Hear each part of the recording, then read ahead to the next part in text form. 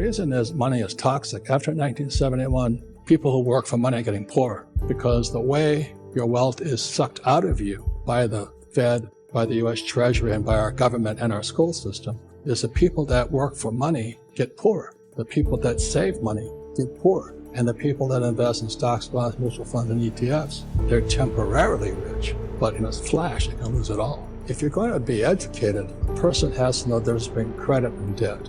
And that's why I'm mentioning the demographics, because the average person is not smart enough to handle that. All money today is credit. It doesn't exist. Credit is very simply the power to spend. That's all it is. So when you have a credit card, there's no money in that thing. They've just given you the power to spend. And the moment you spend it, you create debt. I'm not against paper assets. It's just being an entrepreneur. I don't have to invest in them. I don't trust paper at all. Toilet paper's on it. I don't trust it. When I invest with Mike, I'm in for the long term. Right. And that's why I've got to be careful what he invests in, what he does with the money.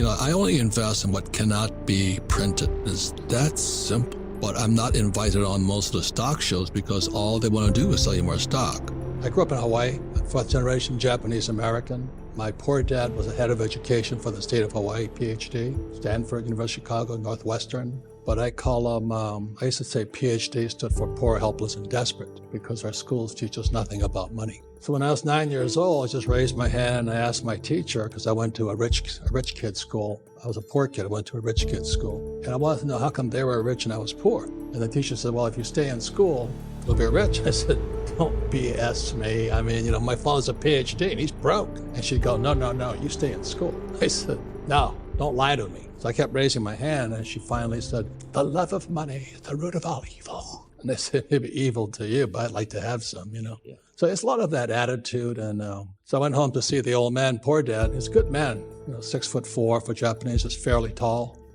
good father, great husband, but he knew nothing about money. And so I kept asking him, I said, when are you going to teach me about money? When's the school going to teach us about money? Then he blurted it out too. He says, I can only teach what the government lets me teach. And money is not one of those subjects. Why don't they have financial education in our schools? Is that a mistake? No, it's not. Because let me tell you something.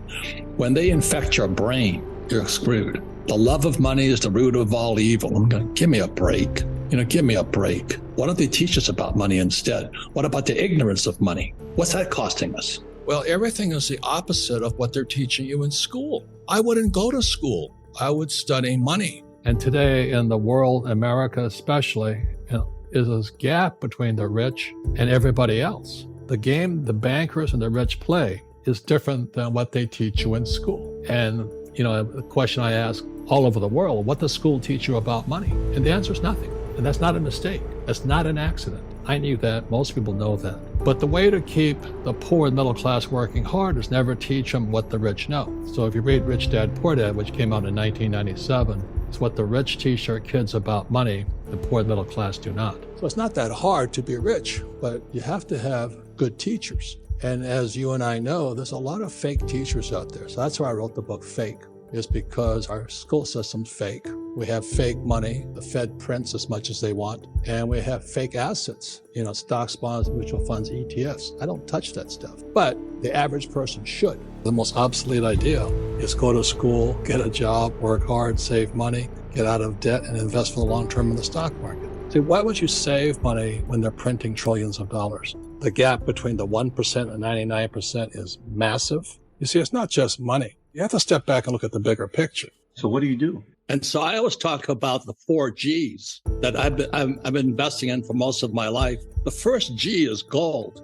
This is gold, and then this is silver here. And I stay away from the SLVs or the GLDs. I want no counterparty risk. I want the real stuff. The other thing I'm investing is ground. I own apartment houses. I'm glad I'm not in office buildings or commercial real estate. And then gasoline. Gasoline, the greenies hate the thing, but that's how we fly our planes and stuff like this. And then the last one is food. I invest in cattle and food. So I just stay in things that as inflation goes up, gold goes up, real estate goes up, gasoline goes up, and food goes up. So I invest with the inflation, not against it. Understand that money is debt. And until you get out of debt, until you get out of money. Money is debt. I use debt as money. And everybody thinks getting in debt is bad. Well, who told you that? I think the stock market is for losers. Why would you put money in the stock market when it's manipulated? That's what I think about. So I'm always watching the manipulation going on behind the scenes. Back in the 80s, I started studying with a man named Dr. R. Buckminster Fuller, best known for the geodesic dome. So in 67, I hitchhiked from New York City to Montreal, Canada to see Expo 67. And Buckminster Fuller's dome was the U.S. pavilion there. So Expo 67 was the World's Fair on the Future, and Fuller was a futurist. But I didn't meet him there. And then back in 1981, I finally met him in Kirkwood, California, on a seminar called The Future of Business. And so I studied with him 81, 82, and 83. And I was a hardcore make money entrepreneur. And one day Fuller asked me, he says, "What's your life's purpose?" And I said, "Make money." And how did I know that was the wrong answer? And he scolded me. And he goes, "It's a waste of a good mind just to make money." I'm going, "What do you mean?" He says, I thought we were supposed to make money. Every one of us is a poor person. There's still a poor person inside me. There's also a middle class person. And the middle class persons want security. They want that steady paycheck. And then there's a rich person. And they're all inside of us, except that it's not taught. You're taught to go to school, get a job, and get a paycheck. If you read Rich Dad, Poor Dad, my rich dad refused to pay me. He said the paycheck was one of the most damaging things you could take in your life. And this is powerful. Once you give someone a paycheck, their brain turns off. Correct. Because it's... And then the promise of a pension. Right. And job security. Which is kind of a paycheck in disguise. Correct. After you stop working. Because if I pay you, you think like an employee. Your brain will change.